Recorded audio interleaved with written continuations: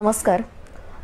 अतिशय राग आलेला आहे म्हणून मी हा व्हिडिओ करते कारण कालच सानिया मिर्झा आणि मोहम्मद शमी लग्न करणार असल्याच्या अफवांवरची एक बातमी फेसबुकवर वाचण्यात आली आणि त्या बातमीच्या खाली असणाऱ्या कमेंट्स बघून मला भारतीय पुरुषांच्या मानसिकतेची अतिशय चीड येते आणि म्हणूनच मला त्याविषयी बोलायचं आणि काही कमेंट्स दाखवायच्या आहेत. अजिबात वाचवतही नाही आहेत, इतक्या घाणेरड्या शब्दात सानिया मिर्झाला ट्रोल केलं जातं आहे. ह्यासाठी तर लोकांनी म्हटलंय, शमी तू पण वापर आणि सोडून दे, त्या पाकड्यांनी केलं तसं.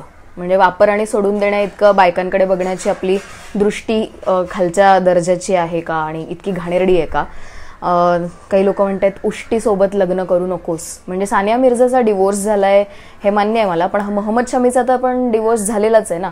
मग फक्त बाई आहे म्हणून आणि ती पण मुस्लिम महिला आहे म्हणून तिला असं उष्टी खरकटी असं म्हणणं हे आपल्याला शोभा देणारं आहे का? आणि हे सगळे मराठी सोकॉल्ड संस्कृती रक्षक लोक आहेत ज्यांनी अशा कमेंट्स केल्या आहेत. आणि काही कमेंट्स तर उष्टी बिर्याणी खा किंवा हाडं ठेवलेत शोएबनी, आता तुझ्या ह्याला काय येणार आहे तुझ्या वाट्याला, असं असं काही बोलणाऱ्या कमेंट्स केलेल्या आहेत. किंवा एका बिळात दोन किंवा अनेक नागोबा राहू शकतात त्यांच्याकडे, अशा पद्धतीने जातीयवाचक धार्मिक पद्धतीने पण कमेंट केलेल्या आहेत लोकांनी. तर हे इतकी हीन दर्जाची प्रवृत्ती लोकांची झालेली आहे का, हा मला प्रश्न पडतो. आणि मग भारतीय पुरुषांची आणि विशेषतः या महाराष्ट्रातल्या पुरुषांची मानसिकता, पुरुषी मानसिकता इतकी घाणेरडी आहे का? कारण तुम्ही दोन माणसांना त्यांना दिलेलं जे स्वातंत्र्य आहे त्याचा विचार करू देत नाही, त्यांनी घेतलेल्या निर्णयांचं ॲक्सेप्टन्स तुम्हाला नाही आहे. म्हणजे तो असण्याचा काही प्रश्नच नाही आहे, कारण ते त्यांचं आयुष्य आहे. त्यामुळे तुम्हाला काही घेणं देणं नाही आहे त्यावर कमेंट करण्याचं. आणि इतक्या खालच्या पुढची कमेंट आहे तुम्हाला स्क्रीनवर दिसतच असेल की तिरंगाची शान फक्त शमीने राखली, सानिया मिर्झाने भारतातल्या मुसलमानांची कदर केलेली नाही, तिने तिची आई पाकड्या खाली घातली. म्हणजे इतक्या घाणेरड्या शब्दात आईविषयी पण म्हटलेलं आहे. आणि हे लोक आयांची स्तुतीसुमनं गातात, आयांना काहीतरी देवाचा दर्जा देतात, पण हे असं काहीतरी ह्यांनी घाणेरडं म्हटलंय. तिरंग्याची शान फक्त शमीने राखले, त्याच्यामुळे पुरुषी अभिमान त्यांना दाखवायचाच आहे.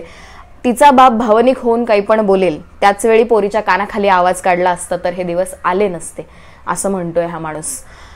पोरीच्या कानाखाली काढण्याचा संबंध अजिबातच नाही आहे किंवा हे तुम्ही शिकवण्याची तर अजिबात गरज नाही आहे की ज्या पद्धतीचं तुमचं स्त्रियांविषयीचं मत आहे आणि ज्या घाणेरड्या वृत्तीने तुम्ही हे सगळं लिहिताय बोलताय, तर तुम्ही हे शिकवायची काहीच गरज नाही आहे. आणि ह्याच्यातनं पुन्हा पुन्हा आपल्या पुरुषांच्या मनातली पितृसत्ता दिसून येते आणि ती उघडकीस येते. इतक्या घाणेरड्या भाषेत ही लोक बोलतात आणि ह्यांना सगळीकडे बायकांच्या सन्मानाचं रक्षण करायचं असतं.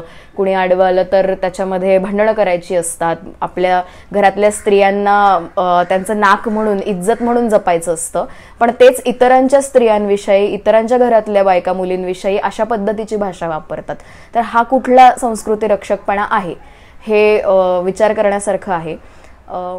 शेवटी एकतर ही एकमेव बातमी आहे जी अफवेतनं आलेली बातमी आहे, क्लिकबेट बातमी आहे, पण त्याच्या खाली लोकांनी केलेल्या या कमेंट्समधनं आपल्या सगळ्या सोकॉल्ड संस्कृतीचं दर्शनच घडवलेलं आहे. आणि यातनं प्रूव्ह केलं जातं आहे की जी काही संस्कृती ह्या लोकांनी इथे उघड दाखवली आहे ही किती घाणेरडी आणि स्त्रियांच्या बाबतीत किती मागास विचारांची आहे आणि काय लायकीचीच नाही आहेत ही माणसं आणि स्वतःला संस्कृती रक्षक म्हणवत आहेत. त्यामुळे ही अफवा आहे, ह्याच्यावर विश्वास ठेवू नका. आणि हे काही बोलण्याचा म्हणजे ह्या लोकांना अधिकार नाहीच आहे. तर तुम्ही पण असं काही विचार करत असाल तर आम्हाला कमेंट्समधनं कळवा. तुम्हाला ह्याविषयी काय वाटतं आणि तुम्ही कधी काही असा कंटेंट बघत असताना तुमच्या मनात असे विचार येतात का? किंवा एखाद्याविषयी राग आल्यावरती तुम्ही तो अशा शिव्यांमधनं, बायकांविषयीच्या शिव्या वापरून काढता का? ह्याचा पण विचार करा. आणि ते काढायचं असेल, कमी करायचं असेल तर तुम्ही काय करू शकता आणि कसं हे बदलू शकता याच्याविषयी पण आम्हाला कमेंटमधनं सांगा.